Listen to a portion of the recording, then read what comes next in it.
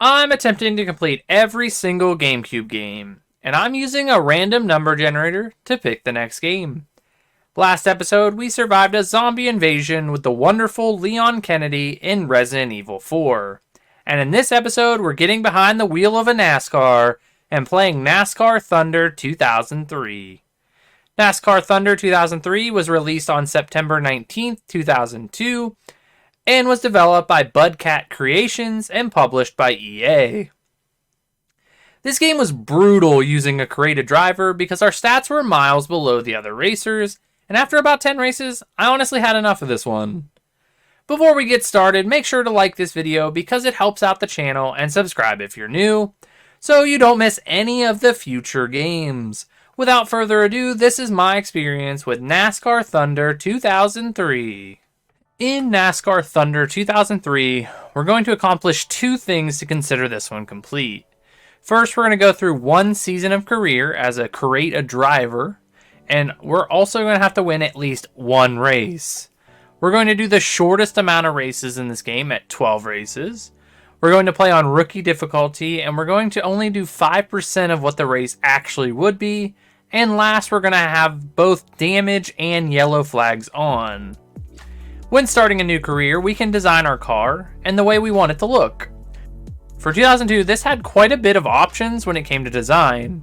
It allows us to pick the font of the numbers, the make of the car, the design scheme, and what number we want to race with. I chose this flame design because for each flame that's on a car, it adds 5 more horsepower. This isn't a proven fact, but I think somewhere in the universe it's true. I also chose some bigger font because I think it made it stand out. I went with the color scheme of my Twitch channel and went with black and like a soft baby blue. Overall, I think the design of the car was pretty good. Once we create our car, we have to add some sponsors, because what NASCAR doesn't have an overwhelming amount of sponsors on their car? I went with Nikon because it puts a giant DSLR on the hood of the car. I also tried to stay as loyal as possible and kept the same sponsor on every portion of the car, at least the ones that gave me the option to do so. 1, because I feel like this is how it should be, and 2, because it makes it look more clean when everything just matches. Each sponsor lets you sign up for a number of races, and if we achieve the things they want us to do, then we get a payout from them. And in this game, money is very important to becoming good. You need money to fix up our cars after every single race, which is a big portion of it. Once we go through and sign up sponsors for every portion of our car, we then have to sign up a pit crew to help us during the race, and even develop better parts for the car outside of races. I really like how much thought was put into this portion of the game. We signed up every single area of a real NASCAR team, and I thought that was a good detail to add. The part of the team building that I think is the most important is research and development, and this allows for us to spend money for our team to create better parts for our cars, allowing us to go faster and have better wind resistance. Which, when we started, our car was rated 52 overall, so we desperately needed this. We open our racing season with the Daytona 500, which is the only race I've ever heard of because I think it's the biggest race of the season, or the one people talk about the most at least. Before each race, we can adjust our car for the race, adjusting things like tire pressure and transmission. This can help us turn better on tracks that have tighter corners, or we can increase our speed if there's a bunch of straight portions of the track. I never really figured all this out. We can also choose to qualify, which lets us go around the track 2 times and get lap times. The best of the 2 lap times will determine what position we start the race in.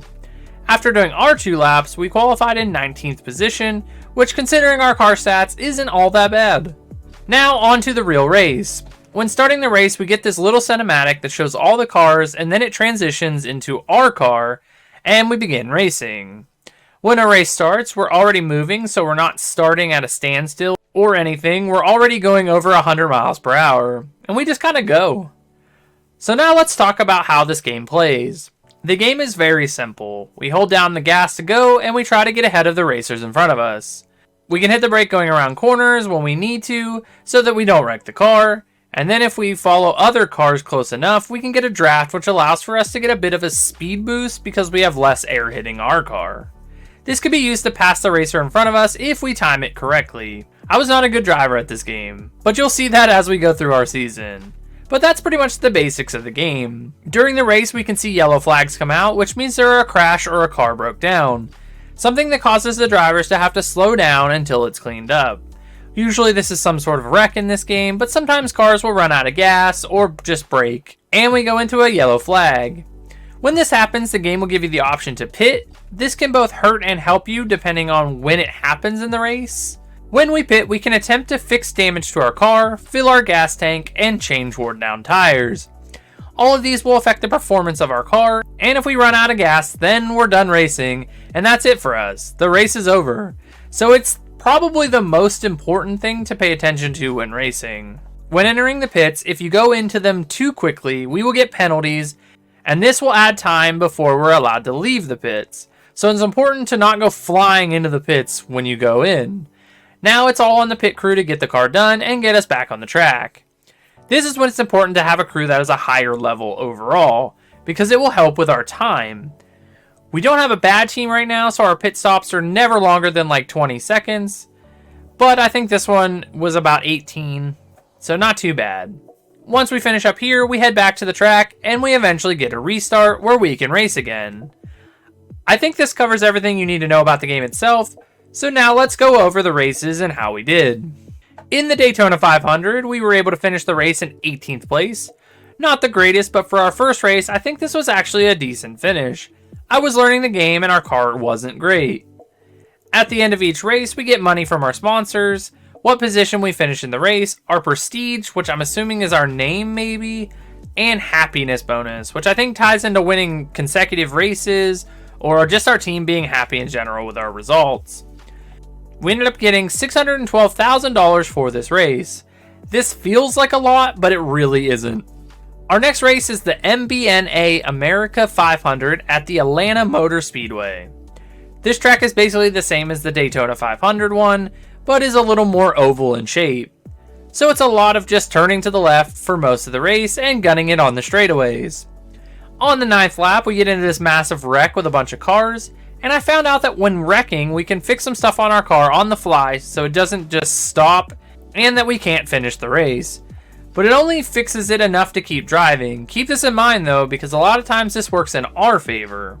With our car completely destroyed, we're able to finish the race in 19th place, which is good considering the wreck we were involved in.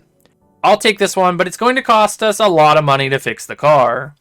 The third race of the season is the Samsung Radio Shack 500 at the Texas Motor Speedway. This shows the age of this game because Radio Shack was a big thing still. This race is another oval shape and honestly isn't much different than the last one. Luck was not on our side in this race, and we ended up finishing this race in 35th place, which wasn't a good race for us. But I didn't have the money to repair our better car, so it was the best we could do. I also messed with the transmission and the tire pressure during this race, and I don't think it helped us at all. The next race is a special race or something and doesn't count towards the season. It's the All-Star Open and takes place on the Lowe's Motor Speedway. This race has less drivers than normal, and I don't really know what it does. Is this the same as the All-Star Games and other sports? Let me know down in the comments below if you know why this happens and what it is. Anyways, it's another oval track, and we finished in 11th place. So I was happy that I didn't finish in last. The next race takes place on the same track, but this one is called the Coca-Cola Racing Family 600. This one takes place at like dusk, so the lighting is a bit different in this race, and we almost get taken out right at the end of the race, but I was able to keep control of the car, only hitting the wall a couple times, and finishing the race in 20th place. I think I did pretty decent on that track. Race 5 of the season takes place at the Michigan International Speedway, and it's called the Sirius Satellite Radio 400. What a strange name for a race course, but who am I to judge? This course was large and we only did 10 laps on it, and I did not have a good day at the track for this race, and we ended up finishing in 34th place. Not a good race for me and the boys. I don't know why I struggled so much on this race, but I just couldn't get anything going.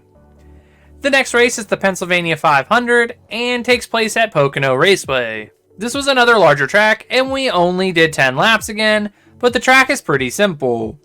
We get our worst finish in this race and ended up in 38th place. I think with the larger tracks, I'm struggling to pit at the right time or something, and that's why I can't seem to finish well on them. 2 back-to-back races that I've struggled, and the sponsors are not happy about it. On to race 7 of the season, and hopefully we can get a better result for this one. It takes place at the Indianapolis Motor Speedway and is called the Brickyard 400. I don't know where the name comes from, maybe how the speedway is constructed or something. I know nothing about NASCAR. This is the first race that I was able to get into first place during the whole playthrough so far. I was so happy, and it looked like it was all turning around for me. But it didn't last very long, and before the lap even finished, we dropped out of the pole position. Due to some clever pitting during the race and a very lucky caution flag coming out, I was able to finish the final lap in first place while the other racers all decided to pit on lap 8. I don't know what happened here, but that knocked out one of my goals for finishing this game, finishing a race in first place. We finally did it! After we win, we get this cutscene that shows us driving our car over to the crowd area with the checkered flag on the ground and our pit crew there to celebrate with us. We open a bottle of champagne and spray it on everyone, even though it looks more like a bottle of soda or something, and we get to just have fun winning a race that sort of came out of nowhere. I was a bit bummed that I couldn't do some donuts in the grass after we won though. I wanted to drive like a crazy man before this cutscene. We ended the cutscene holding a trophy. Does this actually happen after every race? Do you get a trophy after every time you win? Can't celebrate for too long because we have another race after this one. The 8th race is called the Sirius Satellite Radio at the Glen, which takes place at the Watkins Glen, New York's Thunder Road. What a absolute mouthful that is. This is the strangest course because it doesn't seem like they would race NASCAR here at all. It has a bunch of turns and it's huge, so we only do 4 laps during the race, and there is a caution flag every 2 seconds it feels like. I didn't like this race at all. On the 3rd lap of the race, I was in no man's land and ran out of gas. This was embarrassing, but it was cool to see what happens. Basically the car just coasts, and until it stops, we have to just wait and see where we end up. Even though we didn't finish the race, we were able to finish this race in 22nd place, so I will take this for sure, considering how bad it was. 18 other cars didn't finish the race behind us. Why is this a track for NASCAR? I really don't understand that. The next race is the Mountain Dew Southern 500 and takes place at Darlington Raceway. This is a very short track, and we had to complete 18 laps on this one. Nothing happens really, and we ended up finishing this race in 34th place. Not a good finish for this late in the season. Race 10 out of 12 is called the Chevrolet Monte Carlo 400 and takes place at Richmond International Raceway. This is one of my favorite races in the game because it takes place at night. And it's the first time we've done a race in the dark. It makes the game look way cooler, and the track is pretty simple, it's just an oval. So we should be able to finish this one in good position. After racing tough and getting another lucky pitting incident, we finished this race in first place, with a bunch of other cars pretty close to us this time. This one felt like a real win, and I was enthralled that we got a second win in the season. I was expecting to have to play through a couple of seasons to win a race with how bad our car was rated. The next race is called the Protection 1 400 and takes place at the Kansas Speedway. Such an easy name after some of those other ones we've raced in. This track is sort of like the last race, but a bit larger in scale and at daytime. I don't know what happened during this race, but I somehow finished the race on the 12th lap instead of the 13th lap, and I wasn't in a great position either. I must have gotten lapped during a pit stop or something, I'm not too sure. We finished this one in 36th place, and this wasn't a good ending to the season. We have one more race to show that we belong in this league. The last race takes place at Talladega Super Speedway and is called the EA Sports 500, which doesn't sound real at all. This takes place on a track that is almost triangular in shape and only has 9 laps, which means I'm not going to finish well in this race. We actually did decent in this race though and finished in 15th place. I will take that because I was expecting another 30 plus finish. A good way to end the season and to finish the game. We don't get credits or anything, and the game takes you directly into the next season, but that finishes NASCAR Thunder 2003. Would I recommend this game? I don't think I would recommend this one. It's fine if you like NASCAR, and it adds a lot when creating a car and a team, but I just wasn't that into the game. And it's pretty difficult for being on rookie difficulty. But maybe if I used a real driver, I would have done a lot better. But overall, I just wouldn't recommend it. But let me know what you think about it in the comments below. If you want to know what's next, stick around. But if not, thanks for watching. And remember to subscribe, like, and share this video. And we'll see you in the next one. We're going to find out what we're playing next. So on the count of 3, we're going to find out. We have 5:35 left. So 3, 2, 1. Number 30 on the list, which is... We're finding it. 30 is Bait & Chaos Origins. This is a pretty long game. I'm actually kind of excited for it. Is this the sequel? Prequel. So that works. We actually got it in the order we should have gotten it. So I'm pretty excited about that. I've never actually played these games, so pretty cool. But that's what's next.